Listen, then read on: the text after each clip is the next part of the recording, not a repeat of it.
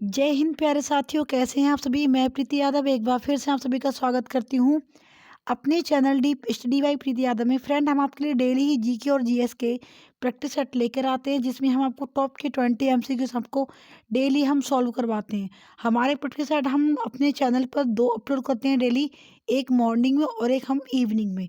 ठीक है, तो हम आपके लिए ये जो प्रैक्टिस सेट सॉल्व करवा रहे हैं वो है यूपी पुलिस पद भर्ती 2024 में जिसका एग्जाम होगा उसके लिए। इसमें मैं आपके लिए डेली एनसीईआरटी के चुनिंदा प्रश्न लेकर आती हूँ। तो फ्रेंड, अगर आपने अब तक हमारे चैनल को सब्सक्राइब नहीं किया है तो प्लीज़ आप लोग सब्सक्राइब कर लें और बेल आइकन को भी साथ में प्रेस करें, क्योंकि ये बहुत ही ज़्यादा आपकी तैयारी के लिए हेल्पफुल होने वाले हैं। देखिए, स्टार्ट कर लेते हैं अपने पहले क्वेश्चन से। तो आज का जो हमारा पहला क्वेश्चन है जिसे हम स्टार्ट करेंगे वो है वो संविधान से संबंधित है, जिसमें पूछा गया है कि भारत का संविधान बनने में कितना समय लगा था। ये जो हमारे इंडिया का कॉन्स्टिट्यूशन बना था, जिसे हम इंडियन कॉन्स्टिट्यूशन बोलते हैं, उसे टोटल रेडी होने में टोटल कितना टाइम लगा था। 2 वर्ष 2 माह 18 दिन, 2 वर्ष 11 माह 18 दिन, 3 वर्ष 5 माह 19 दिन, या फिर 4 वर्ष 7 माह और 25 दिन। तो हमारे इंडियन कॉन्स्टिट्यूशन को यानी भारतीय संविधान को बनने में जो टोटल टाइम लगा था वो लगा था 2 वर्ष 11 माह और 18 दिन, यानी ऑप्शन नंबर 2 इसका बिल्कुल सही जवाब हो जाएगा। चलिए फ्रेंड, अपना आगे देखेंगे अपना क्वेश्चन नंबर सेकंड, और ये भी संविधान से ही है। इसमें पूछा गया है संविधान सभा की पहली बैठक कब आयोजित हुई थी। और 13 दिसंबर 1950 को, 11 दिसंबर 1948 को, 24 दिसंबर 1965 को, या फिर 9 दिसंबर 1946 को। कब हुई थी इसकी बैठक आयोजित पहली? तो ये हुई थी ऑप्शन नंबर 4, यानी 9 दिसंबर 1946 को संविधान सभा की पहली बैठक आयोजित की गई थी। चलिए देखेंगे अपना थर्ड क्वेश्चन, और ये है भारत की संविधान सभा का संवैधानिक सलाहकार कौन था। ये जो हमारी संविधान सभा थी उसका संवैधानिक सलाहकार थे वो कौन थे, आपको बताने हैं। इनमें से डॉक्टर राजेंद्र प्रसाद, जवाहरलाल नेहरू, भीमराव अंबेडकर, या फिर बी.एन. राव। तो ये कौन थे? ये थे बी.एन. राव। ठीक है, यानी ऑप्शन नंबर 4 इस क्वेश्चन का बिल्कुल सही जवाब हो जाएगा। फ्रेंड, हम डेली ऐसी प्रैक्टिस सेट अपने चैनल पर अपलोड करते हैं। तो ये प्रैक्टिस सेट है जिस एग्ज़ाम को हमने टारगेट करते हुए बताया, मैं आपको पहले ही बोल चुकी हूँ। ये जो यूपी पुलिस का जो अभी एग्ज़ाम होने वाला है फरवरी 2024 में, उसके लिए ये हमारा प्रैक्टिस सेट है। और बाकी यहाँ पे जैसे और भी मतलब यूपी के एग्ज़ाम्स हो गए, इंडिया लेवल के एग्ज़ाम हो गए, उनके लिए टारगेट करते हुए भी अगर आप इन प्रैक्टिस सेट को सॉल्व करना चाहें तो ये आपके लिए बिल्कुल परफेक्ट प्लेटफॉर्म होगा। तो फ्रेंड, अगर आपने अब तक हमारे चैनल को सब्सक्राइब नहीं किया है तो प्लीज़ आप लोग सब्सक्राइब कर लें और साथ ही साथ बेल आइकन को भी प्रेस करें, ताकि आप लोगों को इसका नोटिफिकेशन टाइम टू टाइम मिलता रहे। और आप अपनी हमारी वीडियो को अपने फ्रेंडों के साथ भी शेयर करें, ताकि वो लोग भी इन क्लासेस का फ़ायदा उठा सकें। चलिए अपना अगले देखेंगे। क्वेश्चन नंबर 4 है हमारा, किस संविधान संशोधन को मिनी संविधान संशोधन कहते हैं। कौन सा ऐसा संविधान संशोधन था जिसे मिनी संविधान संशोधन के नाम से जाना जाता है। 7वां संविधान संशोधन, 42वां संविधान संशोधन, 44वां संशोधन, या फिर 52वां संविधान संशोधन। तो ये था हमारा 42वां संविधान संशोधन, जिसे मिनी संविधान संशोधन के नाम से भी जानते हैं। चलिए अगला देखेंगे अपना क्वेश्चन नंबर 5, और ये देखिए, ये है एकमात्र भारतीय जो निर्विरोध राष्ट्रपति चुने गए थे। एक ऐसे भी हमारे राष्ट्रपति थे जिनको बिल्कुल निर्विरोध चुना गया था। कौन थे वो? डॉक्टर राजेंद्र प्रसाद थे, सर्वपल्ली राधाकृष्णन, नीलम संजीव रेड्डी, या फिर शंकर दयाल शर्मा। तो ये कौन थे? ये थे हमारे ऑप्शन नंबर 3 नीलम संजीव रेड्डी। इनके लिए निर्विरोध राष्ट्रपति के रूप में चुना गया था। अगला क्वेश्चन देखेंगे अपना क्वेश्चन नंबर 5 6, और ये देखेंगे ये भी संविधान से ही है। इसमें पूछा है संविधान के किस अनुच्छेद में धन विधेयक की परिभाषा दी गई है। पूछा है इसमें कि जो धन विधेयक की परिभाषा है वो किस अनुच्छेद में दी गई है। अनुच्छेद 103 में, अनुच्छेद 109 में, अनुच्छेद 110, या फिर अनुच्छेद 124 में। तो ये रखी गई है परिभाषा। ऑप्शन नंबर 3 में, यानी अनुच्छेद 110 में संविधान के अनुच्छेदों में धन विधेयक की परिभाषा के बारे में इसमें बताया गया है। चलिए अगला देख लेते हैं अपना नेक्स्ट क्वेश्चन, और ये है क्वेश्चन नंबर 7। भारत का अंग्रेजी नाम इंडिया किस शब्द की उत्पत्ति किस शब्द से हुई है? ये जो हमारे भारत का अंग्रेजी में नाम है इंडिया, इसकी उत्पत्ति किस शब्द से हुई है? प्राग ऐतिहासिक शब्दों से, सिंधु शब्दों से, वैदिक शब्दों से, या फिर अरबी शब्दों से? तो ये हुई है सिंधु शब्द से। ठीक है, किससे? सिंधु शब्द से इंडिया की उत्पत्ति हुई है। चलिए अगला देख लेते हैं अपना क्वेश्चन नंबर 8, और ये है भारत में सबसे बड़ा गन्ना उत्पादन राज्य इनमें से कौन सा है? यानी भारत में जहाँ पर सबसे ज़्यादा गन्ने का उत्पादन होता है, आपको उस स्टेट को इसमें से बताना है कि कौन सा राज्य है। प्रथम नंबर पर उत्तराखंड है, मध्य प्रदेश है, हमारा उत्तर प्रदेश, या फिर झारखंड? तो ये है हमारा उत्तर प्रदेश। ठीक है, यूपी में सबसे अधिक गन्ने का उत्पादन होता है। चलिए अगला देखेंगे अपना क्वेश्चन नंबर 8, और ये है इनमें से कौन सी भारत की सबसे बड़ी जनजाति है? आपको बताना है कि भारत में जो जनजातियां निवास करती हैं उनमें से सबसे बड़ी जनजाति कौन सी है? गोंड, संथाल, थारू, या फिर जयंतिया? तो ये है हमारी ऑप्शन नंबर 1। गोंड जनजाति जो है वो भारत में सबसे अधिक बड़ी है।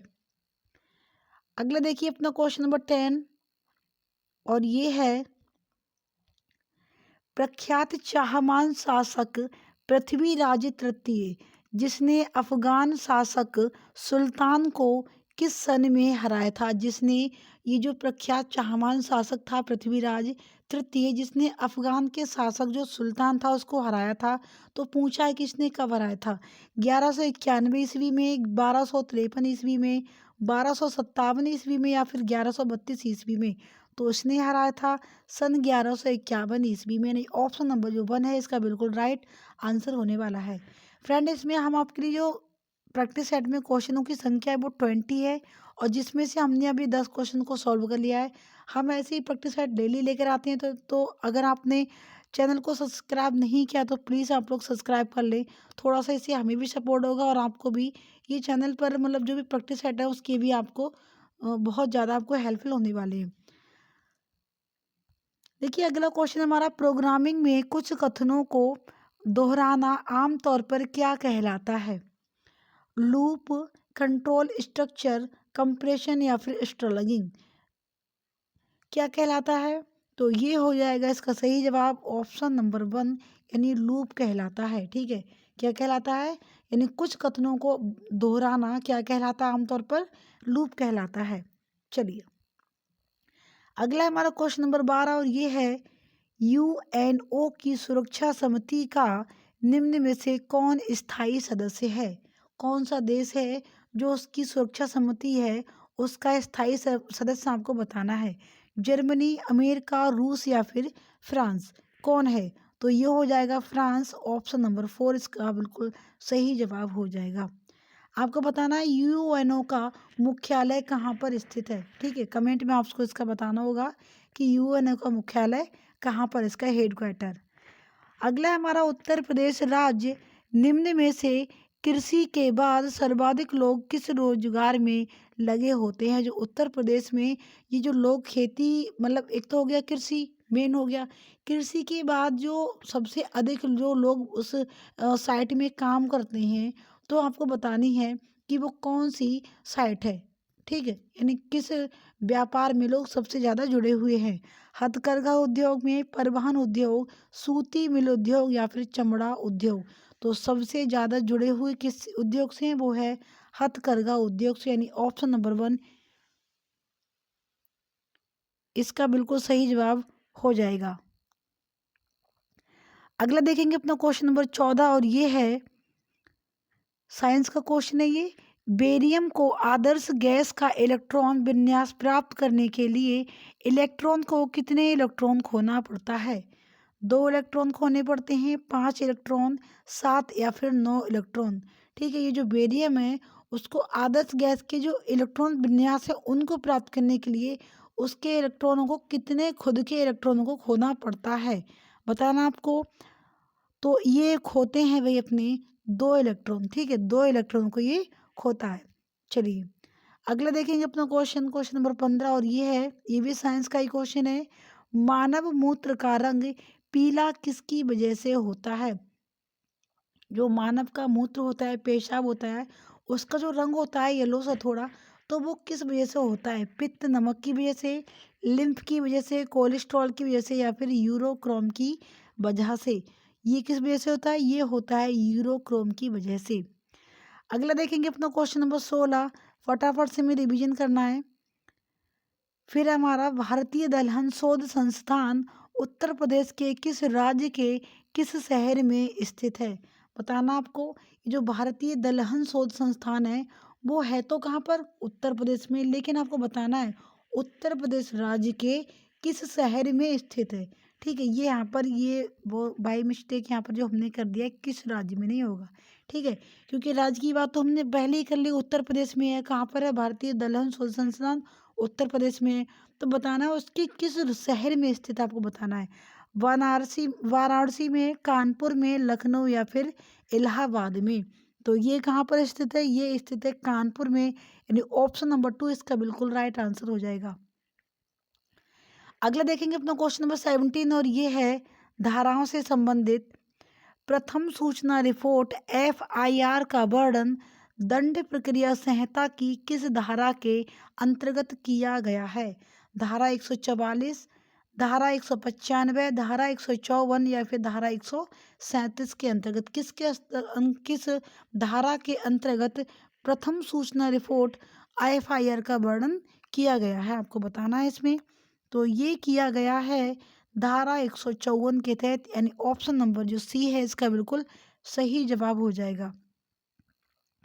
अगला हमारा क्वेश्चन नंबर 18, और ये है, क्या प्रथम सूचना रिपोर्ट न्यायिक मजिस्ट्रेट द्वारा बजती जा सकती है? ठीक है, की जा सकती है, बजती नहीं, ये हो जाएगा की जा सकती है। क्या हो जाएगा? की जा सकती है। क्वेश्चन होगा, क्या प्रथम सूचना रिपोर्ट न्यायिक मजिस्ट्रेट के द्वारा की जा सकती है? तो यहाँ पर ऑप्शन हमारे, कुछ मामलों में की जा सकती है, कुछ मामलों में नहीं की जा सकती है, एक और दोनों ही सही, यानी की भी जा सकती है और नहीं भी की जा सकती है, या फिर एक और दो दोनों ही गलत। तो इसका जो सही जवाब है वो हो जाएगा ऑप्शन नंबर 2, यानी कुछ मामलों में नहीं की जा सकती है। ठीक है, चलिए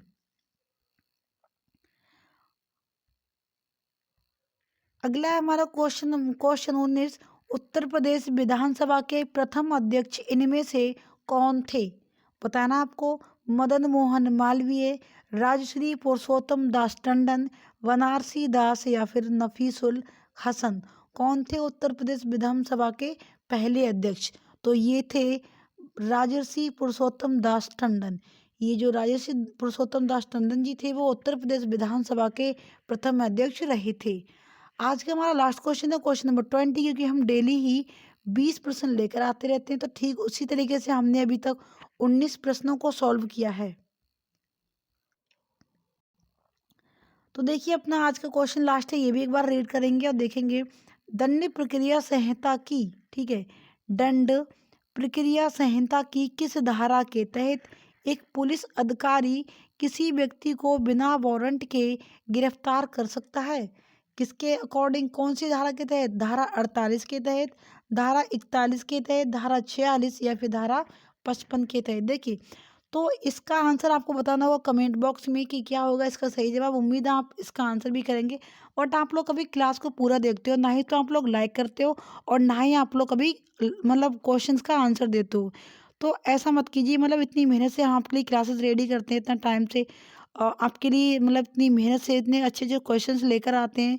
तो प्लीज़ आप लोग एक लाइक तो करते जाइए अगर आप लोग क्लास को देख रहे हैं तो। और बाकी अगर आपको इसका आंसर पता तो आप वो भी कमेंट बॉक्स में बताइए। और अपने दोस्तों के साथ हमारी वीडियो को शेयर भी करें, और ज़्यादा से ज़्यादा वीडियो को हमें शेयर करें, इससे थोड़ा हमें भी थोड़ा सपोर्ट होगा। और ऐसे ही और भी प्रैक्टिस सेट हम डेली सॉल्व करवाएंगे। तो अगर आपने अब तक चैनल को सब्सक्राइब नहीं किया है तो प्लीज़ आप लोग सब्सक्राइब कर लें, और साथ ही साथ बेल आइकन को भी प्रेस कर लें, ताकि वीडियो का नोटिफिकेशन आपको टाइम टू टाइम मिलता रहे। मिलते हैं एक अगले ज़बरदस्त प्रैक्टिस सेट के साथ, तब तक के लिए जय हिंद, जय भारत।